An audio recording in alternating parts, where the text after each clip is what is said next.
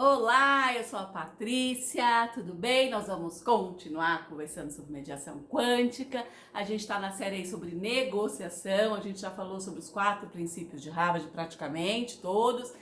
Separar a pessoa do problema, concentrar-se nos interesses, no barganhar e com as posições, criar critérios objetivos e opções de ganhos mútuos para que todo mundo saia ganhando, tá? Eu vou dando exemplos aí que a gente vai encaixando cada um desses princípios aí numa negociação, tá? É bom que eu vou deixar para o final 3 perguntas pra gente conversar no próximo vídeo, pra gente descobrir qual é o nosso propósito, tá? Então segura aí. Bom, vou dar um exemplo de uma negociação do próprio livro do William Ury, que ele fala do Abílio Diniz, numa negociação que ele teve do Pão de Açúcar, né, claro, aonde o William foi chamado para fazer essa mediação, essa negociação, e ele perguntou para o Abílio, que tinha um gênio, um temperamento aí um pouco explosivo, qual era o verdadeiro interesse dele nessa negociação, tendo em vista, né, que ele já, no homem, nas condições dele, já tinha praticamente tudo que ele precisava, já tinha alcançado lá a grande maioria das necessidades dele. E aí ele falou, eu gostaria de alguns imóveis, de renegociar a cláusula contratual, de ter maior controle acionário, enfim, foi falando um monte de posições. Foi que o William falou pra ele, olha, você tá me dando uma lista de posições, é aquilo que você quer. Lembra que eu falei que a gente chega falando da posição, às vezes a gente chega com raiva, às vezes com medo, às vezes frustrada, mas a gente fala aquilo que a gente quer. Mas a pergunta essencial do mediador, do facilitador é: por que você quer isso? Isso aí vai voltar, olha a dica, vai voltar para o passado, vai te trazer as causas. Lembra, a gente vai saber as causas, é importante. Mas o interessante é que a gente busque a solução. E aí a gente tem a pergunta: para que você quer? Que tem um enfoque prospectivo voltado para solução. Beleza? E aí, ele pensou, é claro, continuou falando um monte de posição, quero que eles tenham, que eles me diminuam essa cláusula contratual, e foi. E aí ele falou, bom, busca nos seus sentimentos, porque os nossos sentimentos se comunicam com a gente, com as nossas necessidades não atendidas. Então ele perguntou, hoje em dia, sendo um homem que tem tudo o que você quer, qual é a sua necessidade, qual é o seu verdadeiro interesse, aquilo que você busca? E ele falou, pensou e falou, bom, eu quero a minha liberdade e dignidade. A liberdade para ele era muito importante porque ele queria ter mais tempo com a família, ele queria ter mais tempo para fazer outras coisas, sem estar tão preso, né, ao grupo Pão de Açúcar. E a dignidade. E a liberdade também para ele tinha uma importância porque ele foi sequestrado, ficou um tempo em cativeiro, uma semana, então ele tinha uma questão com isso. O outro lado, né, o Grupo Cassino também falou, nas negociações também foram buscados os interesses, e aí pautado, né, as negociações são pautadas nas diferenças que a gente encontra através dos interesses. Eles já estavam com algumas ações, um contra os outros, aí 2 anos e meio, 3, eles fizeram 4 sessões, eles fecharam um acordo que foi satisfatório para todos os envolvidos naquela negociação.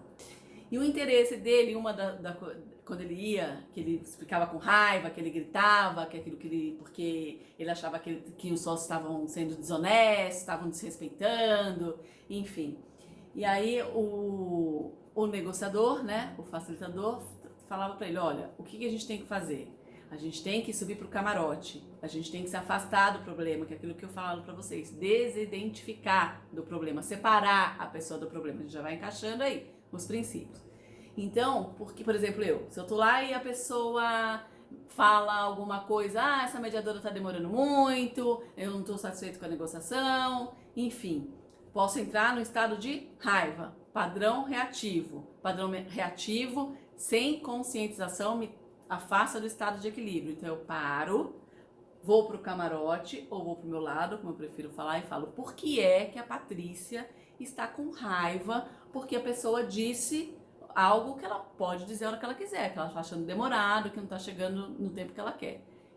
E aí eu já me desidentifico, já entro no estado de equilíbrio, já posso já pedir para a pessoa, bom, como é que você pode me ajudar então a gente fazer isso mais rápido? Como é que a gente atende o interesse do seu cliente e do cliente dele ao mesmo tempo? E a gente vai equilibrando, entrando no estado de equilíbrio e não escalando o conflito. Voltando pro Abílio. Era exatamente isso.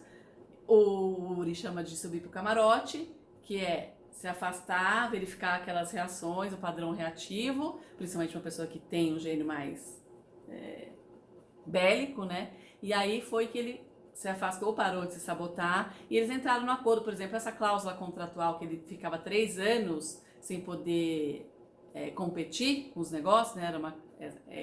Eles reduziram o tempo e ele tinha liberdade de entrar em outros negócios, né? E trabalhar com outras coisas. Também foi dado para ele uma participação num grupo de academias aí que ele era a menina dos olhos dele na época, ele queria muito aquilo. No conselho da administração, ele já não tinha o poder decisório, ele já começou a delegar, que ele começou a perceber que se ele queria liberdade, que era aquele interesse dele, ele precisava mandar lá para o subconsciente dele uma informação de que o interesse dele era a liberdade, buscar isso todas as vezes que ele se afastava do interesse e caía na posição. Porque, olha só uma dica, nossa mente, ela tem uma capacidade absurda de influenciar nos resultados das negociações, mas pautada no nosso padrão de pensar. Então a gente precisa saber qual é o padrão que a gente pensa e modificar esse padrão. Como é que eu modifico o meu padrão de pensar? Tá? Porque, como eu disse, a gente tira uma foto de uma determinada época da nossa vida aí, que a gente, por exemplo, passou uma vergonha, se sentiu desrespeitado, se sentiu traído. Pode ter sido lá atrás, que não tem nada mais a ver com a nossa realidade atual, só que aquilo tá lá guardadinho e só a expectativa de aquela emoção vir. O que acontece? A nossa mente já leva a gente para um pensamento contrário, que a gente já vai reagir. Só que se a gente se concentrar, se a gente souber o nosso padrão reativo, cada um vai buscar o seu, pode ser meditação, música, arte, enfim, a gente vai afastar isso e entrar num estado de conscientização daquilo que você de fato quer. Então esse subconsciente, ele vai, porque ele nos ama, né? É um estado de sobrevivência da espécie. Dor é uma coisa que eu não gosto, é uma coisa que não te faz bem, ou seja, a expectativa dessa emoção eu já afasto e já faço você reagir de uma forma inconsciente. E o prazer e alegria são coisas boas, eu atraio, é o sistema eletromagnético que a gente tem, né? De atrair ou de rejeitar as emoções que a gente, positiva ou negativa, elas vão influenciar no resultado das nossas negociações. Bom, perguntas, né? Durante o processo aí da negociação, né? Como é que a gente pode descobrir o que está causando dor naquela negociação, né? O que está causando sofrimento naquela negociação. Porque, claro, se você entra na negociação sabendo que o outro tem alguma coisa que você quer, ataques pessoais só vão te sabotar. Então, seja afável com a pessoa, com o seu oponente, e seja duro com a questão, com o problema. Aquilo a gente resolve.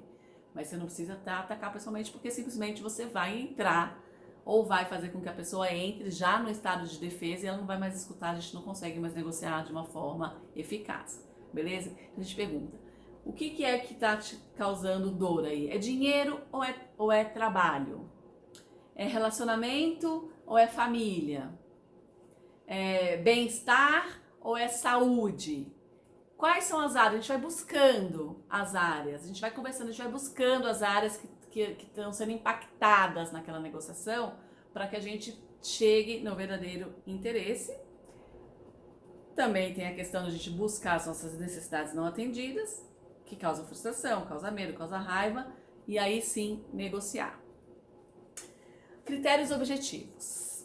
né? Então a gente, para não ficar no mimimi, eu quero porque eu quero, então a gente busca critérios objetivos, são contrato, as leis vigentes do contrato, lei, critério objetivo. Vendeu o imóvel, o orçamento de imobiliárias daquele imóvel,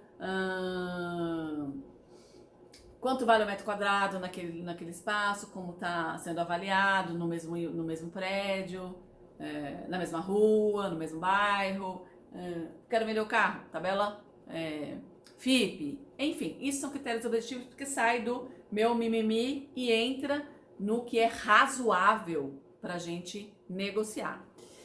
E eu vou deixar essas 3 perguntas para a gente descobrir qual é o nosso propósito e a gente sim se encher de uma satisfação interior, porque assim, a gente negocia, a gente faz, mas a gente precisa conhecer nosso padrão reativo, entrar no estado de equilíbrio, e aí sim a gente vai conseguir ter uma melhor qualidade de vida, todo o nosso entorno começa a melhorar, as coisas começam a fluir, porque é natural, quando você se sente bem, as coisas boas acontecem.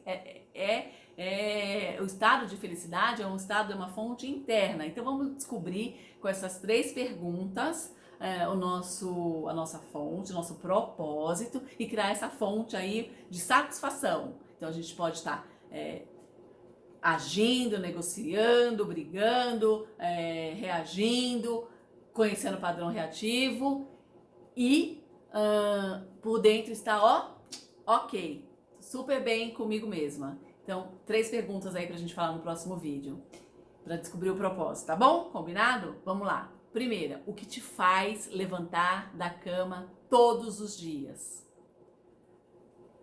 O que te empolga para levantar na cama todos os dias?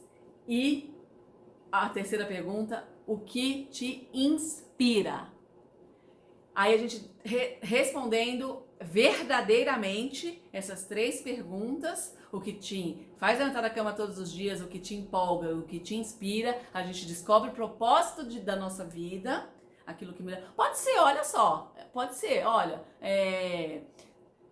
tratar bem da minha família, eu levanto porque eu quero tratar bem, cuidar da minha família, porque eu quero dar o melhor que eu posso para os meus clientes. Esse é um propósito que eu abraço de corpo e alma, assim.